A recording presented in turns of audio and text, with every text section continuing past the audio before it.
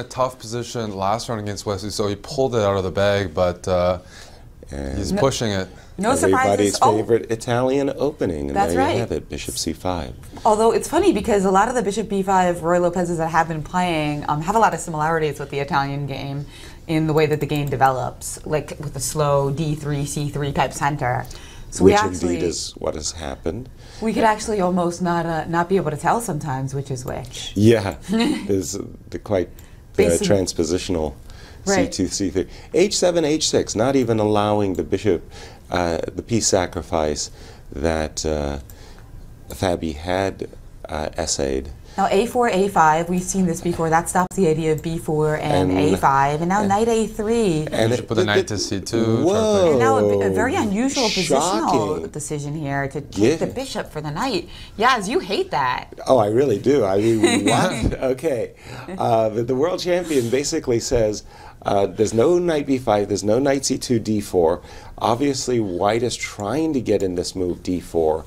And maybe the bishop, the world champion Magnus Carlsen, just felt that the bishop on c5 was more of a tactical target, gave up the two bishops. I don't like the decision, but I can understand.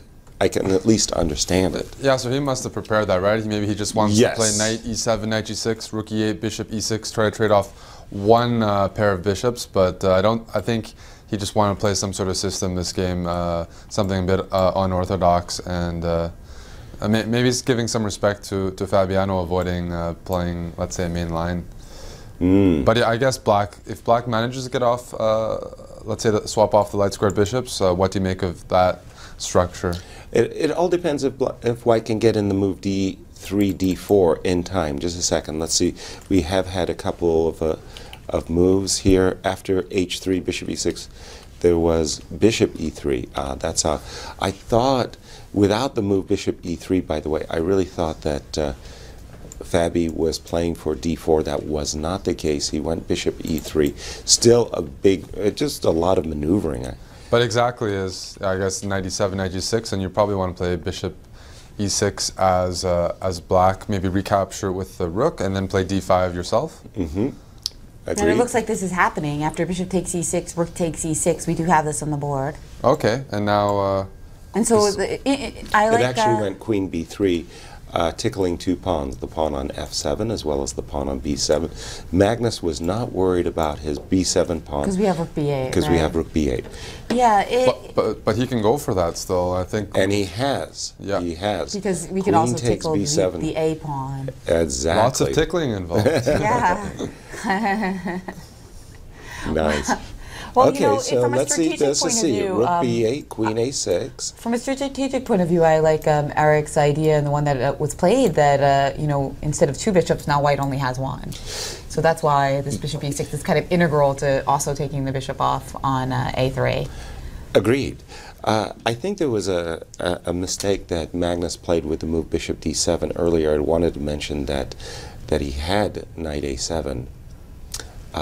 We can go back to that at some point, but if they do go for this position that I have on my board, which is rook take, this is the current position. Yeah, if and he hasn't played rook b2 yet. B2, queen takes a5, it's a clean extra pawn.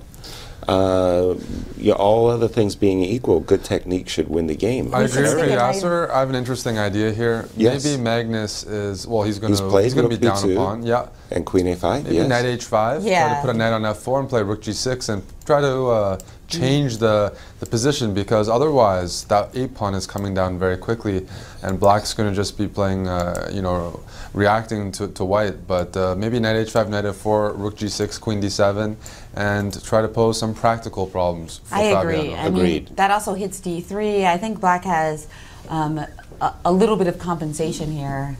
Okay, after queen a5, a different approach by Magnus.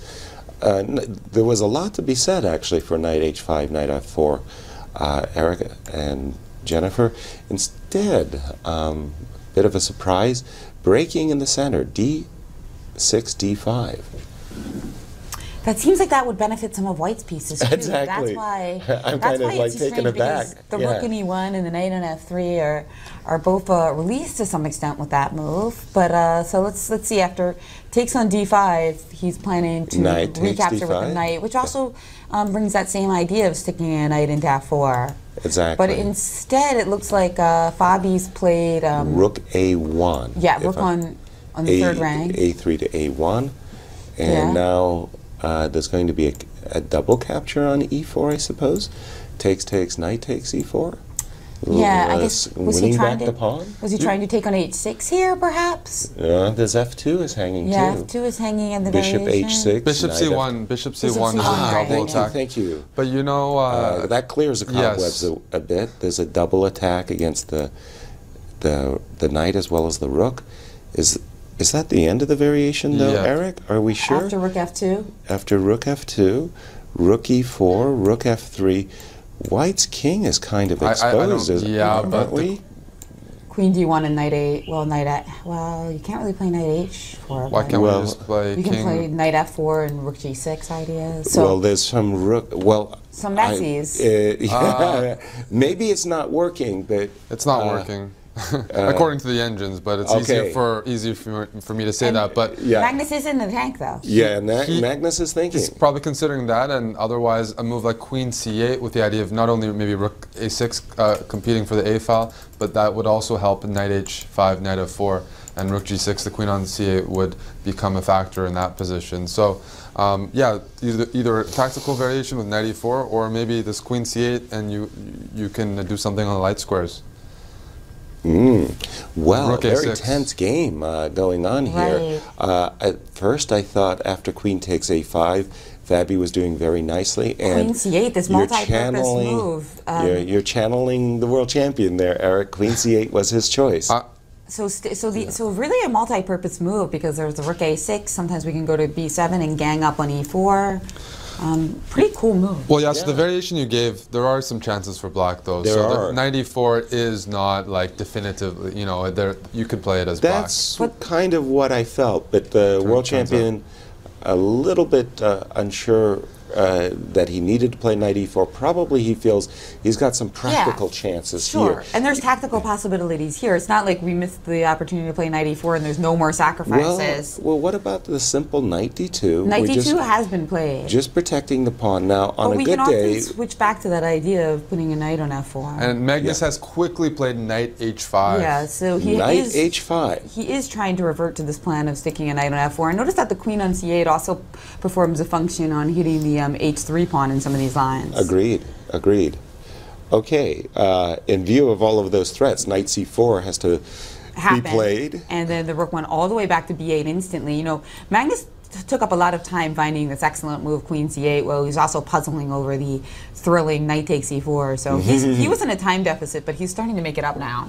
1.5 minutes to basically 2 minutes. Yeah, so but trend is second, but trend's favoring Magnus now. But there are some serious threats going on against Fabi's king. Yeah, Magnus is keeping the pieces on the board, and those knights get very tricky as your time goes down. I just want to update that Nakamura's blundered, so he's in a tough situation. The game's going to go on for a while, but on the other board, things are going to be exciting as well. So who's doing well in that game? Maxime, MVL. MVL. Is up a pawn against Hikaru. It's going to go on for a while, but that's what's happening in that game. Okay. So this is a super big moment for the world champion, and he has stuck a knight into F4. Which one? The H one. Both leaders down a pawn. Wow, knight. Okay, but because he chose this knight, he hasn't put it. He doesn't have an opportunity for Rook G6. So no. He was forced to because E5 was hanging. Ah, very good. The knight the E2 check question is hanging. Is knight takes G2 in the air, and it looks scary. And can Fabi?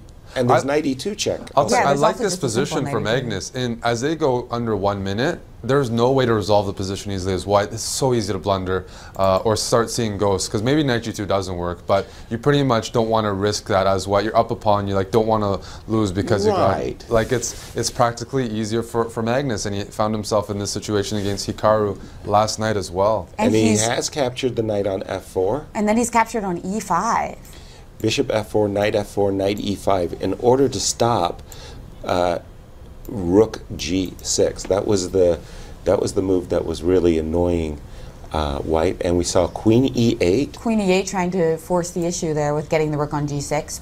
And Knight f3, F3. and indeed rook g6 immediately. I thought he was going to play knight g4 just to sidestep the impact of rook g6. Well, that was what he was supposed to play. You can also then play knight e3 and at least protect g2 naturally. But now things get very sharp. Scary, because there's a threat of queen takes e4. And knight takes h3, and rook takes g2, and what did he do? He's on queen f5, and now with the idea that if the rook g2, the king moves and we've got a double attack, but instead just knight takes g2. Now maybe rook f6 and then knight f4 bring the knight back into the game. But now all three results are definitely possible. I thought that, I felt that Fabi was going to be pushing early. Magnus would crawl his way back into the game, equalize. And now I agreed. Look at the times also. Now Magnus has almost twice as much time. And rook he's played a6. rook a6 to bring the other rook into e5, the game. very precise, stopping rook f6. And now, for example, like white is winning according to the engines because that knight can't get out. I thought he was going to play rook f6 and bring his knight out that way. Note that after rook a6, we see queen a8 getting in the long diagonal there. Queen a8 has been played? Yes, now rook b4 by Fabi. c5 trying to bring looks like another a rook very into the annoying defense move with here. rook g4 perhaps. And just covering c5 f4. has been played. Magnus But there's, okay, not rook g4, playing the tough moves, but rook e4 just blocking up Yep. that diagonal. Very Now queen d5 looks like a natural move to improve the queen position. And now we've got the full board here, And the and time, indeed, queen Magnus d5. played your move, queen d5. Because and just at the 20 time, seconds for both players, c4 in the board. Yeah, okay. I'm going to just look at the overhead webcam. We are, yeah. And so look at this. after Fast c4, play. c4, queen Both d3. under 20. It feels to me like Caruana is Trapping the knight? picking up the e6. And now he's got Was a that chance a to good play move? e6, and after rook takes e6, knight e5. That is a Great good line. shot. Ooh, knight f4, queen f7. Oh my The God. world champion blundered queen takes.